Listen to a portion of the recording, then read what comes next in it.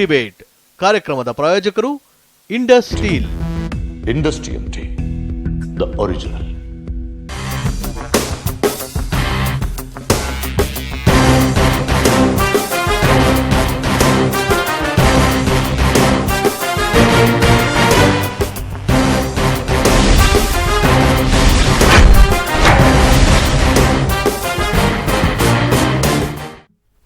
ನಮಸ್ಕಾರ. ಬಿಗ್ ಡಿಬೇಟ್ಗೆ ಸ್ವಾಗತ. ಪ್ರತಿದಿನ ಒಂದು ವಿಷಯವನ್ನು ತಗೊಂಡು ಅದರ ಆಳ ಅಗಲವನ್ನು ಅತಿಥಿಗಳ ಜೊತೆ ವಿಶ್ಲೇಷಿಸುವ ವಿಶೇಷ ಕಾರ್ಯಕ್ರಮವೇ ಬಿಗ್ ಡಿಬೇಟ್.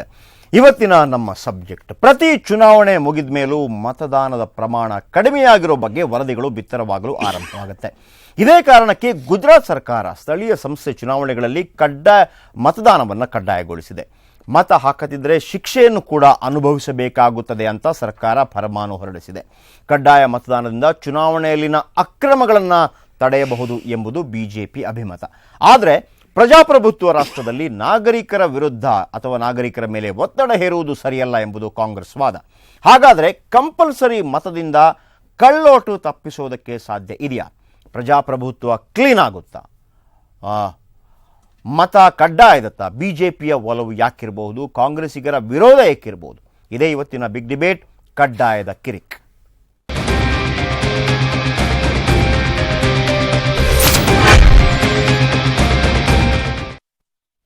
ಎಸ್ ವೀಕ್ಷಕರೇ, 125 ಕೋಟಿ ಜನಸಂಖ್ಯೆ ನಮ್ಮಲ್ಲಿದೆ. ಅದರಲ್ಲಿ 80 ಕೋಟಿಯಷ್ಟು ಜನರಿಗೆ ಮತದಾನದ ಹಕ್ಕಿದೆ. ನಿಜ, ಇಡೀ ವಿಶ್ವದಲ್ಲೇ ನಾವು ಅತಿ ಹೆಚ್ಚು ಜನಸಂಖ್ಯೆ ಇರುವಂತಹ ಎರಡನೇ ದೊಡ್ಡ ರಾಷ್ಟ್ರ, ಇಡೀ ವಿಶ್ವದಲ್ಲೇ ಅತಿ ದೊಡ್ಡ ಪ್ರಜಾಪ್ರಭುತ್ವ ರಾಷ್ಟ್ರ. ಆದರೆ ವೋಟಿಂಗ್ ಕಡ್ಡಾಯ, ಮತ ಹಾಕಲೇಬೇಕು, ಈ ಒಂದು ಕಲ್ಪನೆಯನ್ನು ನೀವು, ಈ ಒಂದು ವಿಚಾರವನ್ನು ನೀವು ಕಲ್ಪಿಸ್ಕೊಳ್ಳಿ. ಸಾಧ್ಯ ಇದೆಯಾ ಇಲ್ವೋ ಭಾರತ ಅಂತ ರಾಷ್ಟ್ರದಲ್ಲಿ ಅನ್ನುವಂಥದ್ದು? ಹಾಗಿದ್ರೆ ಇದು ಕೇವಲ ಗುಜರಾತ್ನಲ್ಲಿ ಮಾತ್ರ ಹೊಳೆಯುತ್ತಾ ಇಂಥ ಐಡಿಯಾ? ವಿಶ್ವದ ಬೇರೆ ಯಾವುದೇ ದೇಶಗಳಲ್ಲಿ ಈ ರೀತಿ ಆಗಿಲ್ವೇ? ಇಂಥ ಪ್ರಶ್ನೆಗಳು ಉದ್ಭವ ಆದಾಗ ಇದೆ, ವಿಶ್ವದ 32 ರಾಷ್ಟ್ರಗಳು ಮತದಾನವನ್ನು ಕಡ್ಡಾಯಗೊಳಿಸಿದೆ. ಆದರೆ ಆ ದೇಶಕ್ಕೂ ಭಾರತಕ್ಕೂ ಬಹಳ ಅಜಗಜಾಂತರ ವ್ಯತ್ಯಾಸ ಇದೆ. ಅಲ್ಲಿ ಮತದಾನವನ್ನು ಕಡ್ಡಾಯಗೊಳಿಸುವುದಕ್ಕೆ ಏನೆಲ್ಲ ಬೇರೆ ಬೇರೆ ಪರಿಹಾರೋಪಾಯಗಳನ್ನು ಕಂಡುಹಿಡಿಯಲಾಗಿದೆ, ಅವುಗಳನ್ನು ಅನುಷ್ಠಾನಗೊಳಿಸುವುದು ಭಾರತದಲ್ಲಿ ಸುಲಭನಾ ಅಥವಾ ಕಷ್ಟನಾ, ಹೇಗೆ ಅನ್ನೋದರ ಬಗ್ಗೆ ಕೂಡ ನಾವು ಚರ್ಚೆಯನ್ನು ಮಾಡ್ಬೋದು. ಹಾಗಿದ್ರೆ ಈಗ ಸದ್ಯಕ್ಕೆ ನಾವು ಗುಜರಾತ್ ಮಾದರಿಯನ್ನು ತಗೊಳ್ಳೋದಿದ್ರೆ, ವೋಟು ಹಾಕದಿದ್ದರೆ ಕ್ರಮ ಕೈಗೊಳ್ಳುವುದು, ವೋಟ್ ಹಾಕದಿದ್ದರೆ ಕ್ರಮ ಕೈಗೊಳ್ಳುವುದು ಹೇಗೆ? ಸ್ಥಳೀಯ ಸಂಸ್ಥೆಗಳ ಚುನಾವಣೆಯಲ್ಲಿ ಮತದಾನ ಕಡ್ಡಾಯ.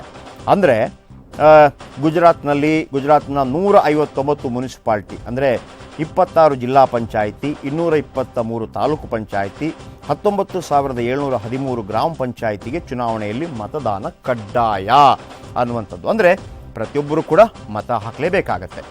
ಮತದಾನ ಕಡ್ಡಾಯಗೊಳಿಸಿದ ದೇಶದ ಮೊದಲ ರಾಜ್ಯ ಎಂಬ ಹೆಗ್ಗಳಿಕೆಗೆ ಗುಜರಾತ್ ಪಾತ್ರವಾಗಲಿದೆ. ಪಟ್ಟಿಯಲ್ಲಿ ಹೆಸರಿದ್ದು ಮತದಾನ ಮಾಡದಿದ್ದರೆ ನಾಗರಿಕರ ವಿರುದ್ಧ ಕ್ರಮ. ಮತದಾನ ಮಾಡದಿದ್ದರೆ ತಿಂಗಳೊಳಗೆ ರಾಜ್ಯ ಸರ್ಕಾರಕ್ಕೆ ಸ್ಪಷ್ಟ ಕಾರಣ ನೀಡಬೇಕು. ಮತದಾನ ಮಾಡಿಲ್ಲ ಅಂತಂದರೆ ಕೆಲವೆಲ್ಲ ಕಾರಣ ಇರುತ್ತೆ. ಕೆಲವರು ಆಸ್ಪತ್ರೆಗೆ ಅಡ್ಮಿಟ್ ಆಗಿರ್ತಾರೆ, ಅಥವಾ ವಿದೇಶದಲ್ಲಿರ್ತಾರೆ, ಅಥವಾ ಒಂದು ಊರಿಂದ ಮತ್ತೊಂದು ಊರಿಗೆ ಗುಳೆ ಹೋಗಿರ್ತಾರೆ. ಇವೆಲ್ಲ ಸಂದರ್ಭಗಳಲ್ಲಿ 1 ತಿಂಗಳೊಳಗೆ ರಾಜ್ಯ ಸರ್ಕಾರಕ್ಕೆ ಕಾರಣವನ್ನು ಕೊಡಬೇಕಾಗತ್ತೆ. ಮತ್ತೊಂದು ಹೊರೆ ನೋಡಿ, ಇನ್ನು ಕಾರಣದಲ್ಲಿ ಸ್ಪಷ್ಟತೆ ಇಲ್ಲದಿದ್ದರೆ ರಾಜ್ಯ ಸರ್ಕಾರದಿಂದ ಕ್ರಮ ಎದುರಿಸಬೇಕು. ಯಾವ ರೀತಿಯ ಕ್ರಮ ಎಂಬುದರ ಬಗ್ಗೆ ಗುಜರಾತ್ ಸ್ಥಳೀಯ ಆಡಳಿತ ಕಾನೂನು ತಿದ್ದುಪಡಿಯಲ್ಲಿ ಪ್ರಸ್ತಾಪಿಸಿಲ್ಲ. ಇನ್ನು ಒಟ್ಟಾರೆ ಇದು ಯಾಕೆ ನಾವು ಈ ರೀತಿ ಮಾಡ್ತಾ ಇದ್ದೀವಿ ಅಂತಂದರೆ, ಮತದಾನ ಪ್ರಮಾಣ ಹೆಚ್ಚಿಸಲು ಗುಜರಾತ್ ಸರ್ಕಾರದ ಕ್ರಮ. ಗುಜರಾತ್ ಸ್ಥಳೀಯ ಆಡಳಿತ ಕಾನೂನು ತಿದ್ದುಪಡಿ ತರಲಾಗಿದೆ. ರಾಜ್ಯಪಾಲ OP ಕೊಹ್ಲಿ ಅವರಿಂದ ತಿದ್ದುಪಡಿಗೆ ಅಂಕಿತ ಕೂಡ ಬಿದ್ದಿದೆ. ಹಾಗಾಗಿ ವೋಟ್ ಹಾಕಲೇಬೇಕಾಗತ್ತೆ. ಇದರ ಪರಿಣಾಮಗಳೇನಾಗ್ಬೋದು ಅದು ವೋಟ್ ಆದ ನಂತರನೇ ಗೊತ್ತಾಗತ್ತೆ. ಹಾಗಿದ್ರೆ ಈ ಒಂದು ನಿರ್ಧಾರಕ್ಕೆ ಬಿಜೆಪಿ ಏನು ಹೇಳುತ್ತೆ? ಅದೊಂದು ಕ್ರಾಂತಿಕಾರಕ ಹೆಜ್ಜೆ ಅಂತ ಹೇಳುತ್ತೆ ಬಿಜೆಪಿ. ಇದೊಂದು ಕ್ರಾಂತಿಕಾರಕ ಹೆಜ್ಜೆ. ಯಾಕಂತಂದರೆ 32 ರಾಷ್ಟ್ರಗಳಲ್ಲಿ ಮತದಾನ ಕಡ್ಡಾಯಗೊಳಿಸಲಾಗಿದೆ. ಈ ರಾಷ್ಟ್ರಗಳಲ್ಲಿ ಮತದಾನ ಪ್ರಮಾಣ 45% 90% ಏರಿದೆ. 45, ನಮ್ಮಲ್ಲೂ ಕೂಡ ಎವರೇಜ್ ಸರಾಸರಿ 45% 50-60% ಆಗ್ತಾ ಇರುತ್ತೆ. ಆದರೂ ಕೂಡ 45% 90% ಏರಿದೆಯಂತೆ ಈ 32 ರಾಷ್ಟ್ರಗಳಲ್ಲಿ. ಹಾಗಾಗಿ ಮತದಾನ ಕಡ್ಡಾಯ ದೇಶದಲ್ಲಿ ಕ್ರಾಂತಿಕಾರಕ ಹೆಜ್ಜೆ ಅನ್ನುವಂಥದ್ದು ಬಿಜೆಪಿ ನಿಲುವು. ಕಾಂಗ್ರೆಸ್ ಏನು ಹೇಳುತ್ತೆ? ಆಗಿದ್ರೆ ಕಾಂಗ್ರೆಸ್ಗೆ ಬೇಡವಾಗಿದ್ರೆ ಮತದಾನ ಎಲ್ಲರೂ ಮಾಡೋದು. ಆದರೆ ಕಾಂಗ್ರೆಸ್ ಹೇಳುತ್ತೆ ಇದನ್ನು ಬಿಲ್ಕುಲ್ ಒಪ್ಪುವುದಕ್ಕೆ ಆಗೋದಿಲ್ಲ. ಕಡ್ಡಾಯ ಮತದಾನದ ಬಗ್ಗೆ ಕಾಂಗ್ರೆಸ್ ಅಸಮಾಧಾನ. ಸಂವಿಧಾನದ 21ನೇ ವಿಧಿ ಅನ್ವಯ ನಾಗರಿಕ ಸ್ವಾತಂತ್ರ್ಯಕ್ಕೆ ಧಕ್ಕೆ ಆಗಲಿದೆ ಅನ್ನುವಂಥದ್ದು. ಎಸ್, ಇದು ಸಂವಿಧಾನದ ವಿಚಾರ ಕೂಡ ಬರುತ್ತೆ. ನಮ್ಮದು ಪ್ರಜಾಪ್ರಭುತ್ವ ರಾಷ್ಟ್ರ. ನಮ್ಮ ಸಂವಿಧಾನದ 21ನೇ ಪರಿಚ್ಛೇದದಲ್ಲಿ ನಮ್ಮ ಹಕ್ಕುಗಳು ಯಾವುದು ಅನ್ನೋದನ್ನು ಸವಿವರವಾಗಿ ಹೇಳಲಾಗಿದೆ. ನಾವು ಒಂದು ಕ್ಷಣ ಅದರ ಬಗ್ಗೆ ಇಣುಕಿ ನೋಡಿದಾಗ ನಮ್ಗೆ ಗೊತ್ತಾಗ್ಬಿಡುತ್ತೆ. ಅಂದರೆ ಏನು ಹಕ್ಕಂದರೆ ಏನು, ಯಾವ ವಿಚಾರಕ್ಕೆ ನಮ್ಮ ಮೇಲೆ ಒತ್ತಡ ಹೇರಬಾರ್ದು. ನಾವು ಪದೇ ಪದೇ ರಾಜಕಾರಣಿಗಳ ಬಾಯಿಂದ ಕೇಳ್ತಾ ಇರ್ತೀವಿ, ಅಭಿವ್ಯಕ್ತಿ ಸ್ವಾತಂತ್ರ್ಯ ಇದೆ ನಮಗೆ ಅನ್ನುವಂಥದ್ದು. ಇದು ಕೂಡ ಒಂದು ಅಭಿವ್ಯಕ್ತಿ ಸ್ವಾತಂತ್ರ್ಯನೇ ಆಗತ್ತಾ? ವಾಕ್ ಸ್ವಾತಂತ್ರ್ಯ, ಅದೇ ರೀತಿ ಮತದಾನದ ಸ್ವಾತಂತ್ರ್ಯ ಕೂಡ ಏನಿರುತ್ತೆ ಅನ್ನುವಂಥದ್ದು. ಇನ್ನು ಇದು BJPಯ ಡಿಕ್ಟೇಟರ್ಶಿಪ್ ನಿಲುವು. ಇದು BJPಯ ಡಿಕ್ಟೇಟರ್ಶಿಪ್, ಸರ್ವಾಧಿಕಾರಿ ಧೋರಣೆ. ಇದು ಮಾಡಲೇಬೇಕು ಅನ್ನುವಂಥದ್ದು ಪ್ರಜಾಪ್ರಭುತ್ವ ರಾಷ್ಟ್ರದಲ್ಲಿ ಹೆಂಗ್ರಿ ಆಗತ್ತೆ ಅನ್ನುವಂಥದ್ದು ಕಾಂಗ್ರೆಸ್ನ ಒಂದು ವಾದ. ಇದಾಗೋದಿಲ್ಲ. ಯಾಕಂದರೆ ಜನರನ್ನು ಅದಕ್ಕೆ ಅವರನ್ನು ಉತ್ತೇಜಿಸಿ ಅವರಿಗೆ ಮನವರಿಕೆ ಮಾಡಿಕೊಟ್ಟು ವೋಟ್ ಹಾಕ್ಸೋದು ಬೇರೆ. ಆದರೆ ಕಡಾಖಂಡಿತವಾಗಿ ನೀವು ವೋಟ್ ಹಾಕಲೇಬೇಕು ಅಂತಂದರೆ ಆಗತ್ತಾ ಭಾರತ ರಾಷ್ಟ್ರದಲ್ಲಿ ಅನ್ನುವಂಥದ್ದು. ಓಕೆ, ಇದರ ಬಗ್ಗೆ ವಿಸ್ತೃತವಾಗಿ ಚರ್ಚೆಯನ್ನು ಮಾಡೋಣ. ನಮಗೂ ಕೂಡ ಸಾಕಷ್ಟು ಮಾಹಿತಿಗಳು ತಿಳಿಬೇಕಾಗಿದೆ. ಜೊತೆಗೆ ವೀಕ್ಷಕರ ಅಭಿಮತವನ್ನು ಕೂಡ ನಾವು ಪಡೆಯುವಂಥ ಪ್ರಯತ್ನವನ್ನು ಮಾಡ್ತೀವಿ. ಮೊದಲಿಗೆ MP ನಾಡಗೌಡರಿದ್ದಾರೆ, JDU ರಾಜ್ಯಾಧ್ಯಕ್ಷರು. ತಮಗೆ ಕಾರ್ಯಕ್ರಮಕ್ಕೆ ಸ್ವಾಗತ ಸರ್. ಇನ್ನು L ಹನುಮಂತಯ್ಯ ಅವರಿದ್ದಾರೆ, ಕಾಂಗ್ರೆಸ್ ಮುಖಂಡರು, ಕಾರ್ಯಕ್ರಮಕ್ಕೆ ಸ್ವಾಗತ ಸರ್. ಇನ್ನು ರವಿ ಸುಬ್ರಹ್ಮಣ್ಯಂ, BJP ಮುಖಂಡರು, ಕಾರ್ಯಕ್ರಮಕ್ಕೆ ಸ್ವಾಗತ ಸರ್. ಎಸ್, ನಾನು ಮೊದಲಿಗೆ L ಹನುಮಂತಯ್ಯ ಅವರನ್ನು ಕೇಳೋದಕ್ಕೆ ಇಷ್ಟಪಡ್ತೀನಿ ಸರ್. ಈ ಪ್ರಜಾಪ್ರಭುತ್ವ ರಾಷ್ಟ್ರದಲ್ಲಿ ಮೊನ್ನೆ ಅಷ್ಟೇ ನಾವು ಸ್ವಚ್ಛತಾ ಆಂದೋಲನದ ಬಗ್ಗೆ ಮಾತಾಡಿದ್ವಿ. ಸ್ವಚ್ಛತಾ ಆಂದೋಲನ ಅನ್ನೋದು ಓಕೆ, ಈಗ ಒಂದು ಮತ್ತೊಮ್ಮೆ ಅದು ಜನರ ಮುಂದಕ್ಕೆ ಹೋಗ್ತಾ ಇದೆ. ನಮಗೆ ಗೊತ್ತಿದ್ದ ಪ್ರಕಾರ ಈ ಹಿಂದೆ ಮಹಾತ್ಮ ಗಾಂಧೀಜಿಯವರ ಜನ್ಮದಿನಾಚರಣೆ ಸಂದರ್ಭದಲ್ಲಿ ಸೇವನಾ ವಾರ ಅಂತೇಳಿ ಕೆಲವು ರಾಜ್ಯಗಳಲ್ಲಿ ಅದನ್ನು ಆಚರಿಸ್ತಾ ಇದ್ವಿ. ನಾವು ಕೂಡ ಆಚರಿಸಿದ್ವಿ. ಅದನ್ನೇ ನಮಗೆ ಸಕ್ಸಸ್ಫುಲ್ ಆಗಿ, ಅಲ್ಲಿ ನಿಮಗೆ ಶಿಕ್ಷೆ ಇಲ್ಲ, ಯಾವುದೂ ಇಲ್ಲ, ಸಕ್ಸಸ್ಫುಲ್ ಆಗಿ ಅದನ್ನು ಅನುಷ್ಠಾನಕ್ಕೆ ತರೋಕೆ ಆಗೋದಿಲ್ಲ. ಯಾಕೆ? ನಮಗೆ ಬುದ್ಧಿ ಇದೆ, ನಮ್ಗೆ ಗೊತ್ತಿದೆ ಕಸ ಹಾಕಬಾರ್ದು ಅಂತ. ಬಟ್ ಅದಕ್ಕೂ ತುಂಬ ವ್ಯತ್ಯಾಸ ಇದೆ. ಅದನ್ನೇ ನಮಗೆ ಮಾಡೋಕ್ಕಾಗಿಲ್ಲ. ಈಗ ಇದನ್ನು ಮಾಡೋದಕ್ಕೆ ನಮ್ಮಿಂದ ಸಾಧ್ಯ ಇದೆಯಾ? ಒಂದು ಇಂಥ ಅತಿರೇಕದ ನಿಲುವುಗಳನ್ನು ತಳೆಯುವ ಮೊದಲು, ಇದನ್ನು ಅತಿರೇಕ ಅಂತ ನಾನು ಯಾಕೆ ಕರಿತಿದ್ದೀನಿ ಅಂದರೆ, ನಮ್ಮಂಥ ದೇಶದ ಪ್ರಜಾಪ್ರಭುತ್ವದಲ್ಲಿ ಯಾವುದು ಕಾರ್ಯ ಸಾಧ್ಯ, ಯಾವುದು ಕಾರ್ಯ ಸಾಧುವಲ್ಲ ಅಂತ ಪರ್ಯಾಲೋಚನೆ ಮಾಡದೇನೆ ಈ ರೀತಿಯ ತೀರ್ಮಾನಗಳನ್ನು ಕೈಗೊಳ್ಳುವ ಮೊದಲು ನಾವು ಕೈಗೊಳ್ಳಬೇಕಾದ ಅನೇಕ ತೀರ್ಮಾನಗಳಿವೆ. ಒಂದು, 120 ಕೋಟಿ ಜನ ಇರತಕ್ಕಂಥ ಪ್ರಜಾಪ್ರಭುತ್ವದಲ್ಲಿ ಸುಮಾರು 40 ಕೋಟಿ ಜನರನ್ನು ನಾವು ಅನಕ್ಷರಸ್ಥರನ್ನು ಇಟ್ಕೊಂಡಿದ್ದೇವೆ.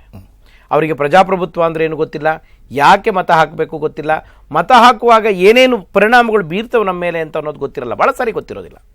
ಅಂಥ ದೇಶದಲ್ಲಿ ನೀವು ಕಡ್ಡಾಯವಾಗಿ ಮತದಾನ ಮಾಡಬೇಕು, ಮತದಾನ ಕಡ್ಡಾಯವಾಗಿ ಮಾಡಬೇಕು ಅನ್ನುವ ಜಾಗೃತಿಯನ್ನು ಉಂಟು ಮಾಡುವುದು ಅಪೇಕ್ಷಣೀಯ. ನಾನು ಅದಕ್ಕೆ ವಿರೋಧ ಇಲ್ಲ. ಜಾಗೃತಿಯನ್ನು ಉಂಟು ಮಾಡಿ ತಿಳುವಳಿಕೆ ಕೊಡಿ ಪ್ರತಿ ಮನೆಗೆ ಜನರೀಗ. ಸ್ವಚ್ಛ ಭಾರತದ ಆಂದೋಲನ ತಾವು ರೆಫರ್ ಮಾಡಿದ್ರಿ. ಸ್ವಚ್ಛ ಭಾರತದ ಆಂದೋಲನ ಜನರ ಬಳಿಗೆ ಹೋಗೋದು ಒಂದು ಮಾರ್ಗ. ಅದು ಅವ್ರಿಗೆ ಇಷ್ಟ ಬಂದರೆ, ಖುಷಿ ಆದರೆ ಅವ್ರು ಭಾಗವಹಿಸ್ತಾರೆ, ಸರಿ ಅದು. ಆದರೆ ತನಗೆ ಸೂರೇ ಇಲ್ಲದೆ ಇರತಕ್ಕಂಥವನು ಸ್ವಚ್ಛ ಭಾರತ ಕಟ್ಕೊಂಡು ಏನು ಮಾಡ್ತಾನೆ? ಮನೆಯೇ ಇಲ್ಲದೆ ಇರೋನು, ಬೀದಿ ಮೇಲೆ ಮಲಗ್ತಾ ಇರೋನು, ಶೆಡ್ ಹಾಕೊಂಡು ಕೂತಿರೋನು, ಅವನಿಗೆ ಸ್ವಚ್ಛ ಭಾರತ ಅಂತ ಹೇಳಿದ್ರೆ ಏನಾಗಬೇಕು ಅವನಿಗೆ? ಇದು ಅದೇ ಥರದ ಪರಿಸ್ಥಿತಿಯಲ್ಲಿ ಒಂದು ಪ್ರಶ್ನೆ ನೀವು ಹೇಳಿದ್ರಿ, 40 ಕೋಟಿ ಜನ ಇನ್ನೂ ಕೂಡ ಅನಕ್ಷರಸ್ಥರಿದ್ದಾರೆ ಅಂತ ಮಾತನ್ನು ಹೇಳಿದ್ರಿ. ಭಾರತಕ್ಕೆ ಸ್ವಾತಂತ್ರ್ಯ ಬಂದಂಥ ಸಂದರ್ಭದಲ್ಲಿ ನಮ್ಮ ಪಾಪ್ಯುಲೇಷನ್ ಇದ್ದದ್ದು ಸರ್ 33 ಕೋಟಿ. ಓಕೆ, ಆ ಸಂದರ್ಭದಲ್ಲೂ ಕೂಡ ಒಂದು ಮಾಧ್ಯಮ ಇರಲಿಲ್ಲ, ಪೇಪರ್ ಕೂಡ ಯಾವುದೋ ಒಂದೆರಡು ಪೇಪರು, ಅದು ಕೂಡ ಮಹಾತ್ಮ ಗಾಂಧಿ ಕೆಲವುದಕ್ಕೆ ಸಂಪಾದಕರಾಗಿದ್ದರು, ಬೇರೆ ಬೇರೆ ಕಡೆ ಆ ರೀತಿ ಪ್ರಿಂಟ್ ಆಗ್ತಾ ಇತ್ತು. ನನ್ನ ಒಂದು ಪ್ರಶ್ನೆಗೆ ಉತ್ತರ ಕೊಡಿ ನೀವು. 33 ಕೋಟಿ ಜನರಲ್ಲಿ ಆ ಸ್ವಾತಂತ್ರ್ಯದ ಆಂದೋಲನವನ್ನು ನಮಗೆ ಜಾಗೃತಿಗೊಳಿಸೋಕ್ಕಾಗಿದೆ. ಹಾಗಿದ್ರೆ ಒಂದು ಕಾರಣ ಹೇಳ್ಬೋದಾ ಸರ್? ಆ ನಂತರ ಸರ್ಕಾರ ರಚನೆ ಮಾಡಿದಂಥ ಕಾಂಗ್ರೆಸ್ನ ಒಂದು ದುರಾಡಳಿತದ ಪರಿಣಾಮ ಇವತ್ತು ಕೂಡ ಜನರಿಗೆ ನಮಗೆ ಅದರ ಬಗ್ಗೆ ಮಾಹಿತಿ ಕೊಡೋಕ್ಕಾಗಿಲ್ಲ. ಇವತ್ತು ಒಂದು ವೇಳೆ ನೀವು ವಿರೋಧ ಮಾಡ್ತಾ ಇದ್ರು ಕೂಡ ಅದಕ್ಕೆ ನೀವೇ ಕಾರಣ ಅಂತ ಯಾಕೆ ನಾನು ಆರೋಪ ಮಾಡಬಾರ್ದು ನಿಮ್ಮ ಮೇಲೆ? ಖಂಡಿತ. ಒಂದು ಕೇಳ್ಕೊಳ್ಳಿ, ಇವತ್ತು 65% ನಾವು ಸಾಕ್ಷರತೆಯನ್ನು ಸಾಧಿಸಿರೋದಕ್ಕಾಗಿರೋದಾದರೆ ಅದು ಯಾರ ಪ್ರಯತ್ನದಿಂದ ಆಗಿದೆ? ಯಾರು ಅಧಿಕಾರ ಮಾಡಿದ್ದಾರೆ ಇಷ್ಟು ವರ್ಷ, ಅವರ ಪ್ರಯತ್ನದಿಂದ ಆಗಿದೆ. ನಿಜ, ಇನ್ನೂ ನಾವು 100% ರೀಚ್ ಆಗಬೇಕಾಗಿರೋದಿದೆ. ಅದನ್ನು ಹೇಳೋದಿಲ್ಲ ಸರ್, ಅದೊಂದು ಪ್ರೋಸೆಸ್ ಸರ್, ಅದೊಂದು ಪ್ರೋಸೆಸ್. ಅದು ಯಾರು ಬಂದಿದ್ರು ಮಾಡ್ತಾ ಇದ್ರು. ಈಗ ಅಲ್ಲ, ನಾನು ಹೇಳ್ತೀನಿ ಅದು ಪ್ರೋಸೆಸ್. ಯಾಕಂದ್ರೆ ನೀವು 65% ಬಗ್ಗೆ ಹೇಳ್ತೀರಿ. ಈಗ ನಮ್ಮ ಹಿರಿಕರು ಯಾವ ರೀತಿ ಬಟ್ಟೆ ಹಾಕೊಳ್ತಾ ಇದ್ರು ಸರ್? ಒಂದು ಲಂಗೋಟಿ, ಅದರಲ್ಲಿ ಮಾತ್ರ ಇರ್ತಾ ಇತ್ತು. ಮೈ ಮೇಲೆ ಅರ್ಧ ಬಟ್ಟೆ ಮೈ ಮೇಲೆ ಅರ್ಧ ಬಟ್ಟೆ ಇತ್ತು. ಅದಾದ ನಂತರ ಒಂದು ಏನು ಏನಂತಾರೆ ಧೋತಿ ಕಟ್ಟೋದು ಶುರು ಮಾಡಿದ್ರು. ಈಗಿನ ಜನರೇಷನ್ ಪ್ಯಾಂಟ್ ಹಾಕೋಕೆ ಶುರು ಮಾಡಿದ್ರು. ಅದನ್ನ ನಾವು ಮಾಡಿದ ಪ್ರಯತ್ನ ಅಂತ ಹೇಳಕ್ಕಾಗಲ್ಲ. ಅದು ಒಂದು ಪ್ರೊಸೆಸ್, ಒಂದು ನಾಗರಿಕತೆ ಪ್ರೊಸೆಸ್. ಎಕ್ಸಾಕ್ಟ್ಲಿ, ಅದೊಂದು ಆಧುನಿಕತೆಯ ಪ್ರೋಸೆಸ್. ಹೌದು, ಪ್ರಜಾಪ್ರಭುತ್ವದಲ್ಲಿ ಎಲ್ಲವೂ ಕೂಡ ಹೀಗೆ ಪ್ರೋಸೆಸ್ಸೇ. ಅದು ನೋಡಿ, ಮತದಾನ ಮಾಡೋದು ಮೊದಲು 33% ಆಗ್ತಿತ್ತು, 53% ಆಗ್ತಿತ್ತು, 63% ಬಂತು, ಇವತ್ತು 73-83% ವರೆಗೆ ಏನು ನೀವು ಕಡ್ಡಾಯ ಮಾಡಿದೆ ಅಂದರೆ ಯಾವ ಸಂದರ್ಭಗಳಲ್ಲಿ ಜನರ ಮನಸ್ಸಿಗೆ ಇದೊಂದು ಕ್ರೂಷಿಯಲ್ ಟೈಮ್, ಇದೊಂದು ಬಹಳ ನಿರ್ಣಾಯಕವಾದ ಹಂತ, ನಾನು ಮತದಾನ ಮಾಡಬೇಕು ಅನ್ನಿಸ್ತದೆ, ಅವನು ಖಂಡಿತ ಮಾಡ್ತಾನೆ. ಹಾಗಂತ ಮತದಾನ ಕಡ್ಡಾಯ ಮಾಡಬಾರ್ದು. ಕಡ್ಡಾಯ ಮಾಡಿದ್ರೆ ಆಗುವ ಪರಿಣಾಮಗಳನ್ನು ಲೆಕ್ಕ ಹಾಕದೆ ಮಾಡೋದಿದೆಯಲ್ಲ, ಅದು ಅವರಿಗೆ ಏನು ನಾಳೆ ನೀವು ಅದಕ್ಕೆ ಶಿಕ್ಷೆ ಬರ ಹೇಳ್ತೀರಿ. ಪ್ರಜಾಪ್ರಭುತ್ವದಂಥ ನಮ್ಮಂಥ ರಾಷ್ಟ್ರದಲ್ಲಿ ಒಂದು ಬುಡಕಟ್ಟಿನ ಜನ ಯಾವುದೋ ಒಂದು ಸಣ್ಣ ಭಾಳ ದೊಡ್ಡ ಮೂಲೆಯಲ್ಲಿರ್ತಾನೆ, ಅವನಿಗೆ ವೋಟ್ ಮಾಡೋಕ್ಕಾಗೋದಿಲ್ಲ. ಹೊಟ್ಟೆಪಾಡಿಗೋಸ್ಕರ ಬೆಳಗ್ಗೆ ಎದ್ದು ಓದೋನು ವಾಪಸ್ಸೇ ಬಂದಿರೋದಿಲ್ಲ, 3 ದಿನ ಆದಮೇಲೆ ಬರ್ತಾನೆ. ಅಂಥ ಪರಿಸ್ಥಿತಿ ಇದ್ದಾನೆ. ಆಮೇಲೆ ಶಾಲಾ ಕಾಲೇಜ್ಗೆ ಹೋಗೋ ಮಕ್ಕಳ ಪರಿಸ್ಥಿತಿ, ಉದಾಹರಣೆಗೆ ಈ ಎಸೆನ್ಷಿಯಲ್ ಸರ್ವಿಸ್ ಅಂತ ಏನು ಕರಿತೀವಿ, ಕಡ್ಡಾಯವಾಗಿ ಕೆಲಸ ಮಾಡಬೇಕಾದ ಜನರ ವರ್ಗವೇ ಒಂದು ದೊಡ್ಡದಿದೆ. ಆ ವರ್ಗಕ್ಕೆ ಯಾವ ರೀತಿಯ ಅವಕಾಶವನ್ನು ನೀವು ಮಾಡಿಕೊಡ್ತೀರಿ? ಇಡೀ ದೇಶವನ್ನು ಒಂದು ದಿನ ಮುಚ್ಚೋದಕ್ಕೆ ಸಾಧ್ಯವೇ? ಇವೆಲ್ಲ ಪ್ರಾಕ್ಟಿಕಬಿಲಿಟಿ ಯೋಚನೆ ಮಾಡಿ ಮತದಾನ ಕಡ್ಡಾಯ ಮಾಡಬೇಕೆ ಹೊರತು. ಬಹಳ ಅತ್ಯುತ್ತಮವಾದ ಪಾಯಿಂಟ್ ಅನ್ನು ಹನುಮಂತ ಅವರು ಹೇಳಿದ್ರು. ಅವರು ಹೇಳಿದ ಒಂದು ಮುಖ್ಯ ಅಂದ್ರೆ ಅದರ ಜೊತೆಗೆ ನನಗೆ ಬಹಳ ತಟ್ಟಿದ್ದೇನು ಅಂತಂದ್ರೆ, ನಾವು ಗ್ಲೋಬಲೈಸೇಷನ್, ಜಾಗತೀಕರಣದ ನಂತರ ನೀವು ನೋಡ್ತಾ ಇದ್ದೀರಿ ಎಲ್ಲಾ ಕಡೆ, ಹಳ್ಳಿಗಳಲ್ಲಿ ಸ್ವಲ್ಪ ಕಡಿಮೆ ಇರ್ಬೋದು, ಆದರೂ ಕೂಡ ಖಾಸಗಿ ಸಂಸ್ಥೆಗಳು ಅವತ್ತು ಮತದಾನದ ದಿವಸ ರಜಾ ಕೊಡ್ತಾರಾ? ನಾವು ಹೋಗಿ ಹಾಕೋದಕ್ಕೆ ರೆಡಿ ಇದೀವಪ್ಪ ಅವರು ಹೇಳ್ತಾರೆ. ಅವರು ಆಫೀಸಲ್ಲಿ ರಜಾ ಕೊಡೋದಿಲ್ಲ, ಅಥವಾ ಅವನಿಗೆ ಹೋಗೋದಕ್ಕೆ ಅವತ್ತಿಗೆ ಬಸ್ಗೆ ಚಾರ್ಜ್ ಇಲ್ಲಪ್ಪ. ಹಾಗಿದ್ರೆ ನಮ್ಮ ಏನು ಸಾರಿಗೆ ಸಂಸ್ಥೆಗಳನ್ನು ಅದಕ್ಕೆ ಫ್ರೀಯಾಗಿ ಉಪಯೋಗಿಸೋಕೆ ಸಾಧ್ಯ ಇದೆ? ಇಂತೆಲ್ಲ ಪ್ರಶ್ನೆಗಳು ಬರ್ಬೋದು. ಸರಿ, ಹಾಗಿದ್ರೆ ರವಿ ಸುಬ್ರಹ್ಮಣ್ಯಂ ಅವರೇ, BJP ಒಂದು ನಿಲುವು ಒಂದು ಕಡೆ ನಮಗೂ ಅನಿಸುತ್ತೆ, ನಿಜ ಹಂಗೆ ಆಗಬೇಕು. ನಾವು ಬೇರೆ ಫಾರಿನ್ ಕಂಟ್ರೀಸ್ಗಳನ್ನು ನೋಡುವಾಗ, ಅವರ ಶಿಸ್ತನ್ನು ನೋಡುವಾಗ, ಒಂದು ಉದಾಹರಣೆ ಹೇಳ್ತೀನಿ. ಜಪಾನ್ನಲ್ಲಿ ಈ ಒಂದು ಹಣ್ಣುಗಳನ್ನು ಈ ರೀತಿ ಮಾರಾಟಕ್ಕಿಟ್ಟಿರ್ತಾರಂತೆ. ಸೊ ಒಬ್ಬ ಇಂಡಿಯನ್ ಅಲ್ಲಿಗೆ ಹೋಗ್ತಾನಂತೆ. ಇಂಡಿಯನ್ ಹೋಗುವಾಗ ಅಲ್ಲಿ ಹೇಗೆ ಅಂದರೆ ಹಣ್ಣುಗಳಿರುತ್ತೆ, ನೀವು ಆ ದುಡ್ಡು ಅಲ್ಲಿ ಹಾಕಿಬಿಟ್ಟು ಆ ಹಣ್ಣುಗಳನ್ನು ತೊಗೊಂಡು ಹೋಗಬೇಕು. ಆಗ ಒಬ್ಬ ಭಾರತೀಯ ಕೇಳಿದಂತೆ, ಅಲ್ಲ ನೀವು ಹಿಂಗೆ ಬಿಟ್ಟು ಹೋಗ್ತಿರಲ್ವಾ, ಯಾರಾದರೂ ಕದ್ಕೊಂಡು ಹೋಗೋದಿಲ್ವಾ ಅಂತ ಕೇಳಿದಂತೆ. ಅದಕ್ಕೆ ಅವ್ರು ಹೇಳ್ತಾರಂತೆ, ಅರೆ ಅದು ಯಾಕೆ ಕದ್ಕೊಂಡು ಹೋಗ್ತಾನೆ, ಅದು ಅವನದಲ್ಲವಲ್ಲ, ಅವನು ಯಾಕೆ ಕದ್ಕೊಂಡು ಹೋಗ್ತಾನೆ? ಈ ಪ್ರಶ್ನೆ ಇದೆಯಲ್ಲ, ಇದು ಬಹಳ ಬಹಳ ಬಹಳ ಸೂಕ್ಷ್ಮ ಇದೆ ಸರ್. ಇದನ್ನು ಅರ್ಥ ಮಾಡ್ಕೋಬೇಕು ಅಂತಂದ್ರೆ, ಅವ್ನು ಯಾಕೆ ಕದ್ಕೊಂಡು ಹೋಗ್ತಾನೆ, ಅವನದಲ್ಲ, ಅವ್ನು ನಂದದು, ನನಗೆ ದುಡ್ಡು. ನಿಮ್ಗೆ ಇನ್ನೂ ಗೊತ್ತಿಲ್ಲ, ಜಪಾನ್ ದೇಶದಲ್ಲಿ ನೀವು 10,000 ರೂಪಾಯಿ ಗಳಿಸ್ತಾ ಇದ್ರೆ ಅವ 1,500 ರೂಪಾಯಿದಲ್ಲಿ ಜೀವನ ಮಾಡ್ತಾ ಇದ್ರೆ 8,500 ರೂಪಾಯಿ ಬ್ಯಾಂಕ್ನಲ್ಲಿ ಇಡ್ತಾನೆ. ಅದಕ್ಕೆ ಬಡ್ಡಿ ಇರಲ್ಲ, ಒಂದು ಸಮ್ ಟೈಮ್ ಮೈನಸ್ ಬಡ್ಡಿ ಹೋಗುತ್ತೆ. ದೇಶದ ರೊಕ್ಕ ದುಡ್ಡು ಬರಲಿ ಅಂತ ಹೇಳಿ ಅದಕ್ಕೆ ಕೊಡ್ತಾನೆ. ಅಲ್ಲಿ ಅವ್ರ ನ್ಯಾಷನಾಲಿಟಿ, ಅದು ಏನು ಹಿರೋಸಿಮಾ ಆದ್ಮೇಲೆ ಮೈಂಡ್ ಸೆಟ್ ನೋಡಿ.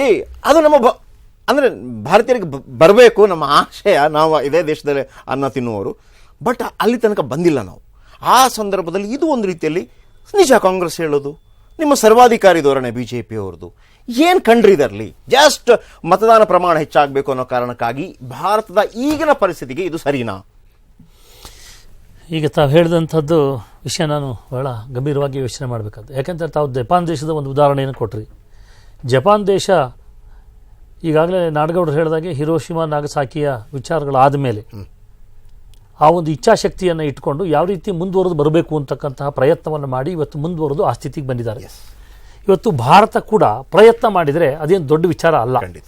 ಅದಕ್ಕೆ ಮುಂಚೆ ನಾನು ಹನುಮಂತಯ್ಯನವರ ಒಂದು ವಿಚಾರಕ್ಕೆ ಉತ್ತರ ಕೊಡಲೇಬೇಕಾಗುತ್ತೆ. ಹನುಮಂತಯ್ಯನವರ ವಾದವನ್ನು ನಾನು ಖಂಡಿತವಾಗ್ಲೂ ಒಪ್ಪೋದಿಲ್ಲ. ಯಾಕಂತ ಹೇಳಿದರೆ ಈಗಾಗಲೇ ತಾವು ತೋರಿಸ್ತಾ ಇದ್ರಿ ಇದು ಆರ್ಟಿಕಲ್ 21ಗೆ ವಿರುದ್ಧವಾಗಿದೆ ಅಂತ. ಖಂಡಿತ ಇಲ್ಲ. ಯಾಕೆ ಅಂತ ಹೇಳಿದರೆ ಆರ್ಟಿಕಲ್ 21ನಲ್ಲಿ ಬಹಳ ಅತ್ಯಂತ ಕ್ಲಿಯರಾಗಿ ಕ್ಲಾರಿಫೈ ಮಾಡಿದ್ದಾರೆ. ಅದನ್ನು ಕಾನೂನಿಗೆ ಯಾವುದು ಒಳಪಡುತ್ತೆ, ಕಾನೂನಿಗೆ ಒಳಪಡದಲ್ಲೇ ನೀವು ಯಾವುದನ್ನಾರು ಹೇರಿಕೆಯನ್ನು ಮಾಡಿದರೆ ಅವರ ಒಂದು ವ್ಯಕ್ತಿ ಸ್ವಾತಂತ್ರ್ಯಕ್ಕಾಗಲಿ ಮತ್ತೊಂದಕ್ಕಾಗಲಿ ಅವರ ಇಚ್ಛಾ ಸ್ವಾತಂತ್ರ್ಯಕ್ಕಾಗಲಿ ವಿರೋಧ ಆಗುತ್ತೆ. ಆದರೆ ಕಾನೂನಿಗೆ ಒಳಪಟ್ಟಿರ್ತಕ್ಕಂಥದ್ದಕ್ಕೆಲ್ಲವೂ ಈಗ ಆರ್ಟಿಕಲ್ 21 ವೈಲೇಷನ್ ಆಗೋದಿಲ್ಲ ಇಲ್ಲಿ. ಜೊತೆಗೆ ಇನ್ನೊಂದು ವಿಚಾರವನ್ನು ಪ್ರಸ್ತಾಪ ಮಾಡ್ತಾ ಇದ್ರು. ಈಗಾಗಲೇ ಜನಗಳಿಗೆಲ್ಲ ಕಡ್ಡಾಯ ಮಾಡಿದರೆ ಸುಮಾರು 40 ಕೋಟಿ ಜನ ಅವಿದ್ಯಾವಂತರಿರ್ತಕ್ಕಂಥದ್ದು, ಅನಕ್ಷರಸ್ಥರಿರ್ತಾರೆ, ಅವ್ರಿಗೆ ಗೊತ್ತಾಗಲ್ಲ ಅಂತ. ಒಂದು ಉದಾಹರಣೆಯನ್ನು ಕೊಡ್ತೀನಿ ನಾನು. ನೀವು ಕಳೆದ ಎಲ್ಲ ಚುನಾವಣೆಗಳನ್ನು ಬಹುಶಃ ನಾಡಗೌಡರು ಇದನ್ನು ಒಪ್ತಾರೆ, ಮತದಾನದ ಒಂದು ವಿವರಗಳನ್ನು ತರಿಸ್ಕೊಂಡ್ರೆ ಹಳ್ಳಿ ಭಾಗದಲ್ಲಿ ಯಾವ ಜಾಗದಲ್ಲಿ ತಾವು ಅನಕ್ಷರಸ್ಥರು ಇದ್ದಾರೆ ಅಂತ ಹೇಳ್ತೀರಿ ಆ ಬೂತ್ಗಳಲ್ಲಿ ಪರ್ಸೆಂಟೇಜ್ ಆಫ್ ವೋಟಿಂಗ್ ಜಾಸ್ತಿ ಆಗಿದೆ. ವಿದ್ಯಾವಂತರಿರ್ತಕ್ಕಂಥ ಕಡೆನೇ ವೋಟಿಂಗ್ ಕಡಿಮೆ. ಅಂದ್ರೆ ಯಾಕೆ ಅಂದ್ರೆ ಅವರು ಹೇಳ್ಬೇಕಂದ್ರೆ ನಿಮ್ಗೆ ಸಪೋರ್ಟ್ ಮಾಡ್ತೀನಿ, ಬೆಂಗಳೂರಲ್ಲಿ ಯಾವತ್ತೂ ಕಡಿಮೆನೆ. ಅದ್ರ ಜೊತೆಗೆ ಕಾರ್ಪೊರೇಷನ್ ಮುನ್ಸಿಪಾಲಿಟಿ 2 ದಿವಸ ರಜಾ ಬಂತು ಅಂದ್ರೆ ಆಗಲೇ ಯಾವುದೋ ರೆಸಾರ್ಟ್ ಅಲ್ಲಿ ಇರ್ತಾರೆ. ಜೊತೆಗೆ ಇದು ತಗೋತಾ ಇರ್ತಕ್ಕಂಥದ್ದು ಮುನ್ಸಿಪಾಲಿಟಿ ಎಲೆಕ್ಷನ್ಗೆ. ನೀವೇ ಕಾರ್ಪೊರೇಷನ್ ಇತಿಹಾಸಗಳನ್ನು ತೆಗಿರಿ, ಕೆಲವು ಬೂತ್ಗಳಲ್ಲಿ 12% 15% ಬೆಂಗಳೂರು ನಗರದಲ್ಲಿ ಆಗಿರ್ತಕ್ಕಂಥ ದಾಖಲೆಗಳಿದ್ದಾವೆ. ಇಲ್ಲಿರ್ತಕ್ಕಂಥ ಜನರದ ಅನಕ್ಷರಸ್ತ್ರ ದಡ್ರ. ಯಾಕೆ ಅಂತ ಹೇಳಿದ್ರೆ ಇಲ್ಲಿ 3 ಪ್ಯಾಟರ್ನಲ್ಲಿ ಎಲೆಕ್ಷನ್ಗೆ ವೋಟಿಂಗ್ ನಡೆಯುತ್ತೆ. ಪಾರ್ಲಿಮೆಂಟಿಗೆ ನಡೀತಕ್ಕಂಥ ಸಿಸ್ಟಮೇ ಬೇರೆ, ಅಸೆಂಬ್ಲಿಗೆ ಬಂದು ವೋಟ್ ಹಾಕೋರೇ ಬೇರೆ, ಕಾರ್ಪೊರೇಷನ್ ಅಂದರೆ ಅದು ನಮಗೆ ಸಂಬಂಧ ಇಲ್ಲ ಅಂತ. ಆದರೆ ಇಂತಹ ಕಾರ್ಪೊರೇಷನ್ ಮುನ್ಸಿಪಾಲ್ಟಿಗಳಲ್ಲಿ ದಿನ ಬೆಳಗ್ಗೆ ಕೆಲಸ ಆಗ್ತಕ್ಕಂಥದ್ದು ಈ ಜಾಗದಿಂದ. ಇಲ್ಲಿ ಅವರು ತೀರ್ಮಾನ ಮಾಡಬೇಕು ನಮಗೆ ಯಾವ ಪ್ರತಿನಿಧಿ ಬೇಕು ಅಂತ ಹೇಳಿ. ನಾನು ಮನೇಲಿ ಕೂತಿರ್ತೀನಿ, ನೀವು ಬಂದು ವೋಟ್ ಮಾಡಿ, ಯಾರೋ ಮಾಡ್ತಾನೆ, ಕೆಲಸ ಮಾಡಿ. ಇದೇ ರಂಗನಾಥ್ ಭಾರದ್ವಾಜರು 5 ವರ್ಷದ ಕೆಳಗಡೆ ಅಂದರೆ ಲಾಸ್ಟ್ ಈ ಪಾರ್ಲಿಮೆಂಟ್ ಅಲ್ಲ, ಅದು ಹಿಂದಿನ ಪಾರ್ಲಿಮೆಂಟ್ ಎಲೆಕ್ಷನ್ನಲ್ಲಿ ಒಂದು ಕಾರ್ಯಕ್ರಮವನ್ನು ಮಾಡಿದ್ರು. ಅದು ನನ್ನನ್ನೇ ತಗೊಂಡು ನನ್ನ ವಿಚಾರವಾಗಿ ಒಂದು ವಿಚಾರ ದೊಡ್ಡ ಚರ್ಚೆ ಆಯಿತು. ನೋ ವೋಟ್ ನೋ ರೈಟ್ ಅಂತಕ್ಕಂಥ ಒಂದು ಟೈಟ್ಲ್ ಅಲ್ಲಿ ಅದನ್ನು ಮಾಡಿದ್ರು. ಯಾಕೆ ಅಂತ ಹೇಳಿದ್ರೆ ಚುನಾವಣೆ ಆಗಿ 5 ದಿವಸ ಕಳೆದಿತ್ತು ಪಾರ್ಲಿಮೆಂಟ್ ಚುನಾವಣೆ. ಒಬ್ಬರು ಬಂದು ಬಹಳ ದೊಡ್ಡದಾಗಿ ಗಲಾಟೆ ಮಾಡ್ತಾ ಇದ್ರು, ನೀವು ಅಂಥವ್ರು ಇಂಥವ್ರು ಹೀಗೆ ಕೆಲಸ ಮಾಡೋದಿಲ್ಲ ಹಾಗೆ ಕೆಲಸ ಮಾಡೋದಿಲ್ಲ. ಕೊನೆಗೆಲ್ಲೋ ನಾನು ಅವ್ನ ಕೈ ನೋಡಿದಂಥ ಸಂದರ್ಭದಲ್ಲಿ ನೋಡ್ತವನಿಗೆ ನಾನು ಅವನಿಗೆ ಕೇಳಿದೆ, ನಿನಗೆ ವೋಟ್ ಹಾಕೋ ಅರ್ಹತೆ ಇಲ್ಲ, ಈ ವೋಟೇ ಹಾಕೋಕ್ಕೆ ಒಂದು ಪುರ್ಸತ್ತಿಲ್ಲ ನಿನಗೆ, ನೀನು ಬಂದು ಈ ತರದ ಸಮಸ್ಯೆಗಳನ್ನ ನನ್ನನ್ನ ರೆಪ್ರೆಸೆಂಟೇಟಿವ್ ಕೇಳಕ್ಕೆ ನಿನ್ಗೆ ಯಾವ ಇದಿದೆ. ಅವತ್ತು ಒಂದು ವೋಟಿಂಗ್ ನಡೀತು, 90% ಜನ ಅದನ್ನು ಒಪ್ಕೊಂಡ್ರು, ಹೌದು ಯಾರಿಗೆ ಅಂತ. ಇವತ್ತು ಏನಾಗಿದೆ ಅಂತಕ್ಕಂಥದ್ದು ಸಿಸ್ಟಮ್ ಅನ್ನು ನಾವು ಯಾವ ರೀತಿ ಬದಲಾವಣೆ ತರಬೇಕು, ಜನಗಳಿಗೆ ವಾಲಂಟಿಯರ್ ಆಗಿ ಬಂದು ವೋಟ್ ಮಾಡ್ತಕ್ಕಂಥದ್ದು. ಹಿಂದೆ ಆಗಿದ್ರೆ 4 ಜನ ಇರ್ತಿದ್ರು, ಅವ್ರು ಬೇಕಾಗಿದ್ರೆ ಅವ್ರಿಗೆ ವೋಟ್ ಹಾಕ್ಬೋದಿತ್ತು, ಬೇಡದಿದ್ರೆ ಏನಪ್ಪಾ ಮಾಡಬೇಕು, ಬಲವಂತವಾಗಿ ಯಾರಿಗಾರು ವೋಟ್ ಹಾಕ್ಬೇಕಲ್ಲ. ಇವತ್ತು ನೋಟಾ ಇದೆ, ಅವನಿಗೆ ಬೇಡ ಅಂತ ಹೇಳಿದ ತಕ್ಷಣ ನಾನು ಇವ್ರು ಯಾರು ಅಯೋಗ್ಯರು, ಇವರಿಗೆ ವಿರುದ್ಧವಾಗಿ ನಾನು ಹಾಕ್ತೀನಿ ಅಂದರೆ ವಿರುದ್ಧವಾಗಿ ಹಾಕ್ತಕ್ಕಂಥ ಮತವೇ ಹೆಚ್ಚಾದಾಗ 51% ಕ್ರಾಸ್ ಆದರೆ ಅವತ್ತು ಅಭ್ಯರ್ಥಿನ ತಿರಸ್ಕಾರ ಮಾಡ್ಬೋದು. ಇವತ್ತು ನಾವೇನು ಮಾಡಬೇಕಾಗಿದೆ, ಜನಗಳಿಗೆ ಇಂತಹ ರಾಷ್ಟ್ರದಲ್ಲಿ ಅನಿವಾರ್ಯವಾಗಿ ಕಾನೂನಿನ ಒಂದು ಹೇರಿಕೆ ಅಂತ ತರಬೇಕು. ಯಾಕೆಂದರೆ ಎಷ್ಟೋ ಜನ ಇವತ್ತು ವೋಟರ್ ಲಿಸ್ಟ್ಗೆ ಯಾಕಪ್ಪ ಬರ್ತೀಯಾ, ವಿದ್ಯಾರ್ಥಿಗಳು ಬರ್ತಾರೆ, ಏನಕ್ಕಪ್ಪ ಬರ್ತೀಯ ಸರ್ ಪಾಸ್ಪೋರ್ಟ್ ಬೇಕಾಗಿದೆ, ಅದಕ್ಕೆ ID ಕೇಳ್ತಾ ಇದ್ದಾರೆ, ಅದಕ್ಕೋಸ್ಕರ ಬರ್ತೀವಿ. ಅವನಿಗೆ ಈ ದೇಶದ ಒಬ್ಬ ಪ್ರತಿನಿಧಿಯನ್ನು ನಾನು ಚುನಾಯಿಸೋದಕ್ಕೋಸ್ಕರ ನನಗೆ ಬೇಕು ಅಂತ ಬರೋದು ಕಡಿಮೆ. ನನಗೆ ಪಾಸ್ಪೋರ್ಟ್ ಬೇಕಾಗಿದೆ, ನಾನು ಫಾರಿನ್ಗೆ ಹೋಗಬೇಕು, ಇನ್ಯಾವುದಕ್ಕೂ ಒಂದು ID ಪ್ರೂಫ್ ಇಲ್ಲ, ಬ್ಯಾಂಕ್ ಅಕೌಂಟ್ ಓಪನ್ ಮಾಡಬೇಕು, ಅದಕ್ಕೋಸ್ಕರ ID ಪ್ರೂಫಿಗೆ ಬರ್ತಾ ಇದ್ದೀನಿ, ಅದಕ್ಕೋಸ್ಕರ ವೋಟರ್ ಲಿಸ್ಟ್ ಮಾಡಿಕೊಡಿ. ಇದನ್ನ ಅವನು ತಿಳ್ಕೋಬೇಕು, ಇದು ನನ್ನ ಹಕ್ಕು. ಈ ಹಕ್ಕನ್ನು ಚಲಾವಣೆ ಮಾಡೋದಕ್ಕೋಸ್ಕರವಾಗಿ ನನಗೆ ಬೇಕಾಗಿರ್ತಕ್ಕಂಥ ಪ್ರಜಾಪ್ರತಿನಿಧಿಯನ್ನು ನಾನು ಆರಿಸ್ಕೊಳ್ಳೋದಕ್ಕೋಸ್ಕರವಾಗಿ ಮತದಾನ ಬೇಕು. ಖಂಡಿತ ಇದು ಬಹಳ ಅದ್ಭುತವಾದಂಥ ಒಂದು ಪಾಯಿಂಟ್ ಇಲ್ಲಿ ಕೂಡ ನಾವು ಗಮನಿಸಬೇಕು. ಅಂದರೆ ಕೆಲವರು ಯಾವ ರೀತಿ ಲೆಕ್ಚರ್ ಕೊಡ್ತಾರೆ ಅಂತಂದರೆ, ವೋಟೇ ಹಾಕಿರೋದಿಲ್ಲ, ಆತ MLA ಬೈತಾನೆ, ಅಧಿಕಾರಿಗಳನ್ನು ಬೈತಾನೆ, ಇಡೀ ದೇಶ ಹಾಳಾಗೋಯ್ತು ಅಂತ ಬೈತಾನೆ. ಅವನಿಗೆ ಏನು ಹಕ್ಕಿದೆ ಬೈಯುವಂಥದ್ದು, ಅವನಿಗೆ ಏನು ಹಕ್ಕಿದೆ? ಅವನ ಕರ್ತವ್ಯ ಅದು. ಒಂದು ಪ್ರಜಾತಂತ್ರ ವ್ಯವಸ್ಥೆಯಲ್ಲಿ ಆತ ಇರಬೇಕು ಅಂತಂದರೆ ವೋಟ್ ಹಾಕಬೇಕು. ವೋಟ್ ಹಾಕದೆ ಕೂಡ ಸುಖ ಸುಮ್ಮನೆ ಯಾವುದೇ ವಿಚಾರದ ಬಗ್ಗೆ ಅವನು ಧ್ವನಿ ಎತ್ತೋಕೆ ರೆಡಿ ಇರ್ತಾನೆ. ಆದರೆ ರವಿ ಸುಬ್ರಹ್ಮಣ್ಯಂ ಅವರು ಹೇಳಿದಾಗೆ ವೋಟೇ ಹಾಕಿದವನು ಬಂದು ಪ್ರಶ್ನೆ ಮಾಡುವಂಥ ಅಧಿಕಾರ ಎಲ್ಲಿದೆ ಜನಪ್ರತಿನಿಧಿಗಳನ್ನು? ಓರ್ವ ಕಾಂಗ್ರೆಸ್ಗೆ ವೋಟ್ ಹಾಕ್ತಾನೋ, BJPಗೆ ಹಾಕ್ತಾನೋ, ಇತರ ಪಕ್ಷಗಳಿಗೆ ಹಾಕ್ತಾನೋ, ಹಾಕಲಿ ಅಥವಾ ಮತ್ತೊಂದು ಪಕ್ಷಕ್ಕಾಗಲಿ, ಒಬ್ಬ ಯಾರು ಗೆದ್ದು ಬರ್ತಾನೆ ಆತ ಜನಪ್ರತಿನಿಧಿ, ಆತನನ್ನು ಪ್ರಶ್ನೆ ಮಾಡುವ ಹಕ್ಕು ಎಲ್ರಿಗೂ ಇರುತ್ತೆ. ಆದರೆ ಆತ ಕಡ್ಡಾಯವಾಗಿ ವೋಟ್ ಹಾಕಿರಬೇಕು. ಆ ಜನಪ್ರತಿನಿಧಿಯನ್ನು ಆಯ್ಕೆ ಮಾಡುವಂಥ ಅವನು ಹಾಕದೇ ಇದ್ದರೆ ಅವನ ಆ ದೇಶದ ಪ್ರಜೆ ಅಂತ ಹೇಗೆ ಅನಿಸ್ಕೋತಾನೆ ಅನ್ನುವಂಥದ್ದು. ಓಕೆ, ಈಗೊಂದು ಬ್ರೇಕ್ ತಗೊಳ್ಳೋಣ. ಅದಾದ ನಂತರ ನಾಡಗೌಡರ ಹತ್ರ ನಾನು ಕೇಳೋದಕ್ಕೆ ಇಷ್ಟಪಡ್ತೀನಿ. ಹಾಗಿದ್ರೆ ಭಾರತ ಸಶಕ್ತವಾಗಿದೆಯಾ ಈ ರೀತಿಯ ಕಾನೂನನ್ನು ಅರಗಿಸಿಕೊಳ್ಳೋದಕ್ಕೆ? ಆ ಪ್ರಶ್ನೆಗೆ ಉತ್ತರ ಬೇಕಾಗಿದೆ ಬ್ರೇಕ್ ಆದಮೇಲೆ.